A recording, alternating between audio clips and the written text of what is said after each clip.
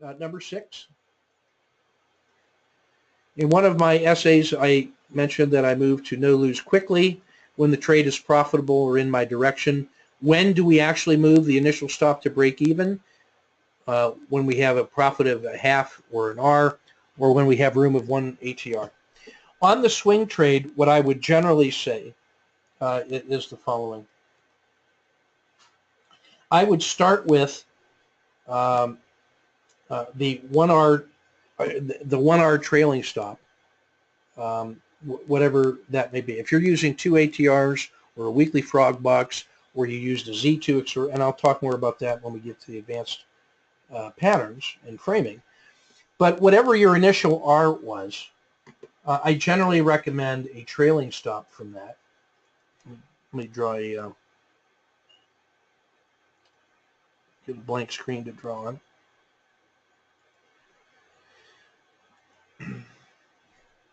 Generally speaking, what I would say is that when you have a trade frame and there was your risk, and then there was your 2R reward,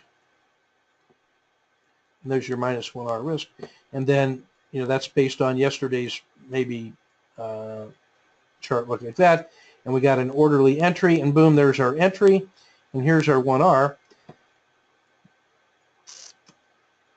We're hoping that we get a move to 2R because that's what we framed, and then I would be following that with generally a 1R trailing stop. The 2R battle drill talks about if you see you have 2R, almost 2R in hand, it starts to roll over. I talk about how to accelerate that to capture more of that good win. But realistically, we can be aiming for 2R, and we might find ourselves a price rolling over all of these locations, and at some point it hits our stop and then we get out. Well, when you do enough of these trades, you end up getting a histogram from -1 to +2R. You get this histogram of trade results over a long period of time, and you have an average win, and maybe you have an average loss.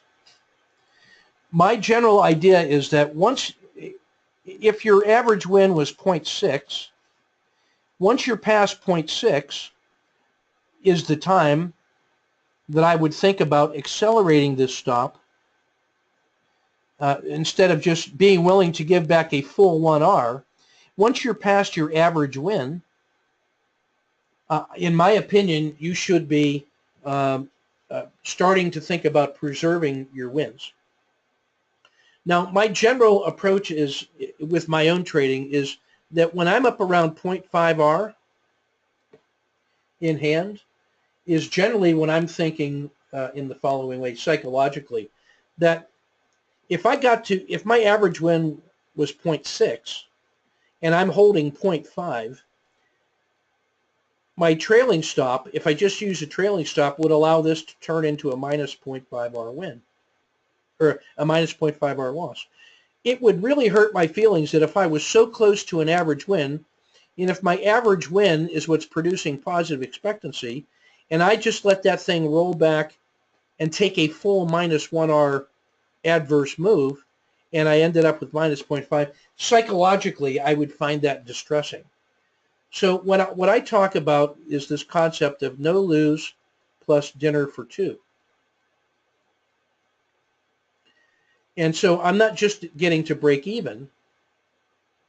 I want to make, when I get to about 0.5R in general, whether I'm day trading or swing trading, I like to accelerate my stop to the point where if this was my entry, I like to not just move to break even. I like to move that to a level where if it comes up and rolls back and I have to take this exit here, that even this small fractional gain lets me pay for commissions plus $100. Because if it came all the way back and broke even and I'm out my commission, I actually lost money. Maybe that's $10. And I like to say, well, it was close I was almost at my average win. I gave it a little bit of room to continue to work, but it didn't. And I took this no lose plus dinner for 2 stop. At least I'm going to get, I paid for the cost of the commission. And if my cost of commission is $10, I can either take my wife to dinner in Kansas City, $100 buys a really nice dinner for 2. We live pretty cheap out here.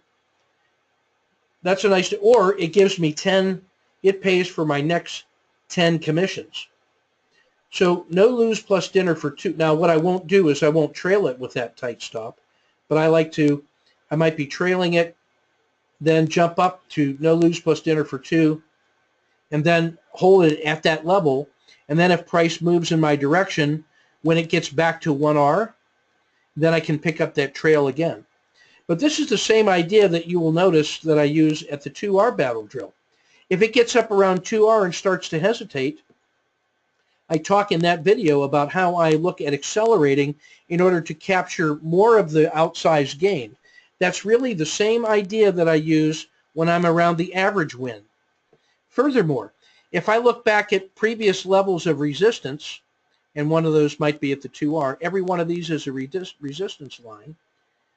Whenever I see price approaching one of those places and it starts to hesitate, I'm always thinking about how can I preserve any of these gains? Can I get to no lose plus dinner for 2? I'm not allowed to be surprised if it fails at resistance because it did the last time. And so I really invoke the 2R battle drill at wherever I see programmed resistance. So whenever you see me set up my trade frame and you see me putting in levels, usually in the form of purple lines, you'll see me finding areas of resistance, and I will say those are areas in which if it starts to fail, I'll invoke the battle drill and I will try to preserve those profits because I know how to re-enter. That's what I'm doing when I'm trade framing. So in general, what I would say is this: you have to know how your system performs, and you have to know what your risk tolerance is and what your psychological state is when you have money in hand and it starts to fail.